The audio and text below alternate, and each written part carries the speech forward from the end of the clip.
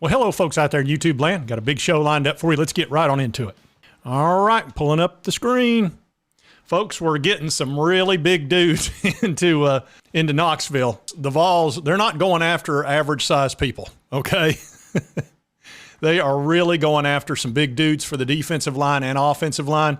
And also, Tennessee kind of wrecked Vandy today, which was great. That's 2 games in a row. We're going to talk about that a little bit. But let's get into recruiting. And first, let's talk about this young man that is committed to the Vols. And his name is Jeremiah Hurd, and he's actually new to football. He's really a basketball player that just started playing football recently. And he's currently listed as a 3-star defensive end, and he's at 6'9", 285 pounds, which is, good grief, 6'9", 285 pounds. And I saw this guy playing basketball. I mean, he's lean. He's big upper body. But, this is not some fat guy. This guy's in great shape. So I think what they're seeing is somebody that's very athletic, that is huge, and can probably play either defensive line or offensive line. I could see this guy being a tackle as well. So let's get into a little bit more about him. And Hurd's from Rome, Georgia. And Tennessee was his only offer, and he visited the campus 5 times, and it said the coaching staff identified him early in the process, and his rankings should skyrocket after committing. And he's only played 1 season of football, and he's already a 3-star, so pretty interesting. And it says he's played football for 10 months, said it's hard to imagine he doesn't improve in the coming seasons. After his commitment, he shared several interesting quotes. With On3, he said the small things in the game, trying to become a better teammate. And I watched him in an interview. Seems like a real nice guy.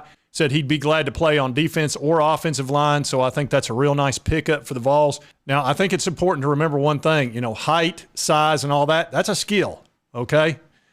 And it's really hard to find people that big that are also athletic enough to play. So this guy, I think they see as a sort of a freak athlete that they can turn into some sort of either defensive end or possibly an offensive lineman. And I'm comfortable trusting in Coach Garner that, he knows what he's doing because he's really improved our defensive line. It has gotten better and better over the last 2 years.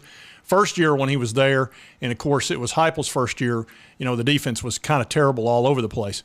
But the defensive line last year was really good and stayed in the top 30 as far as rushing defense. Where we've got to improve is the defensive backfield. But I think this guy could be a useful a player for us over time, given the natural skills that he's got. Now, the next fellow we're going to talk about is Ethan Callaway. He's the #1 prospect in North Carolina, and he just included us in his top 8. He's a 4-star offensive tackle, and this is another big, big dude. And why I'm so interested in this guy is that we got the #1 player out of North Carolina last year, which was David Hobbs. So going in North Carolina, Missouri, we got the #1 player out of Missouri last year, #1 player out of Kentucky, and the #1 player out of Virginia. And, of course, Caleb Herring, the #1 player out of Tennessee. And those are the type of states where we can go in and pluck out some of their best athletes. And because, look, we don't have enough in the state of Tennessee like they do in Georgia, Alabama, and Florida to just basically, take 10 or 15 of their best players out of that state like all of those teams do. We've got to go out and kind of pluck where we can. And that's something we did really well in the 90s. But we're going to start doing that again, obviously. So I think this guy is very gettable for us. The teams that are after him, Georgia, Florida, North Carolina, Florida State, LSU, Auburn, all the best ones, obviously. 6'7", 307-pound offensive tackle, number 73 overall prospect in the class of 2024. And he sent this tweet out just showing all the teams' top 8. So it seems like Coach Garner and Coach Ellerby are really trying to get some big dudes. But anyway, let's take a look at some of these highlights of Ethan Callaway. Now here you'll see him over here playing left tackle, which is really the most difficult spot. Oh, no, that poor guy. Oh, he just crushed him. Absolutely crushed him. We'll see he's right over here, obviously. See what he does. And I'll just take down 2 of you guys. Oh, no. Ooh, that was brutal. Okay, he's having a little fun there. Let's see what he does on this one.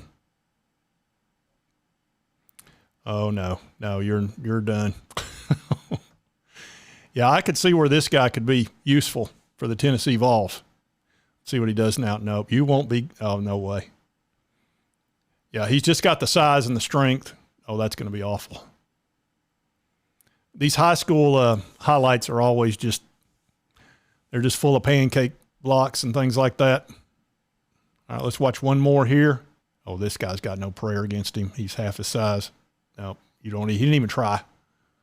Let's watch one more. Maybe this guy can do something. Oh, no. Well, you can see why he's a top 100 player. You know, it's a total mismatch against everybody he goes up against, I'm sure.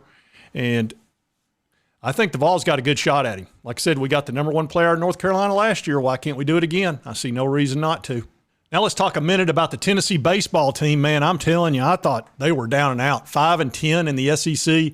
It wasn't looking so good, but they're starting to make a comeback. You know, they won that game last night. I was watching it, and they hit a couple of home runs in the ninth just to get it into extra innings, and then one in the bottom of the 12th, which was fantastic. You could just feel the momentum of maybe it would carry into today.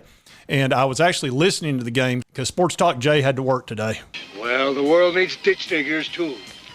Yep, world needs ditch diggers, too. Anyway, I was listening on the radio, and all of a sudden they blew up. In the bottom of the first, they were down 1-0, and they scored, I don't know, it was like 8 runs, just kind of blew it out of the water. And then by the end of the game, which it only lasted 7 innings, because they have the deal where if there's too many runs, let's see, I think it's 12 runs after a certain amount of time. After the 5th inning, you automatically win. Let me double check that.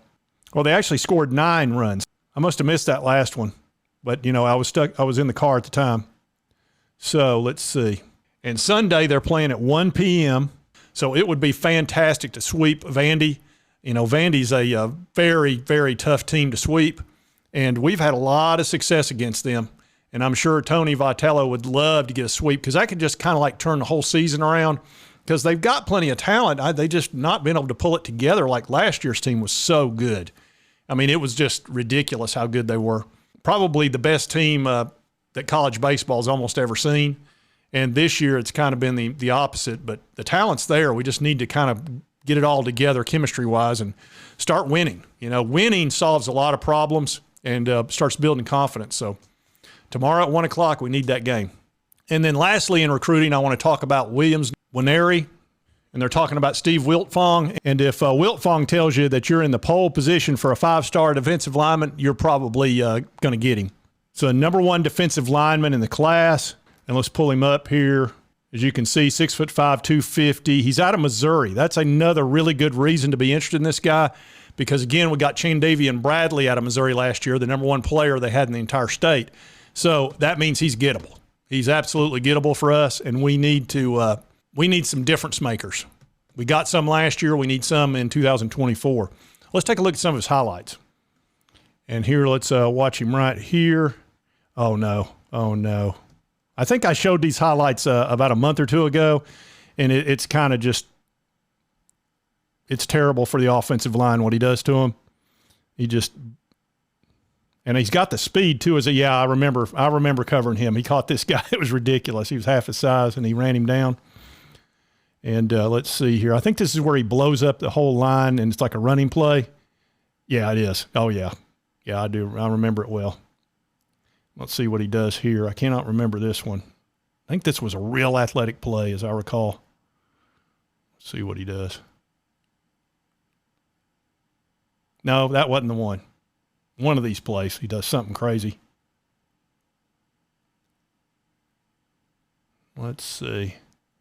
I mean, you can see he's just the dominant player out there, obviously. Let's watch this one. Oh, you're done.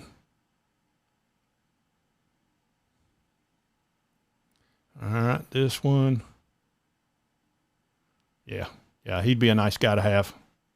These are the kind of difference makers we've got to keep getting, the Caleb Herrings, the Chandavian Bradleys, the David Hobbs, and we need some offensive linemen as well. And that was the one disappointment in the recruiting class is that we didn't load up on offensive linemen, really high-end ones. We got some decent ones, but nothing, but no 5-stars or anything like that. You know, if we could pick up some really high 4-stars, maybe even a 5-star offensive lineman, and then also these defensive lineman types, we're going to be tough because if we start beating people on both lines, oh my gosh, with Josh Heupel's offense, I'm telling you, we're going to be a nightmare to deal with. But what I do have are a very particular set of skills. Skills that make me a nightmare for people like you. That's right. That's exactly right.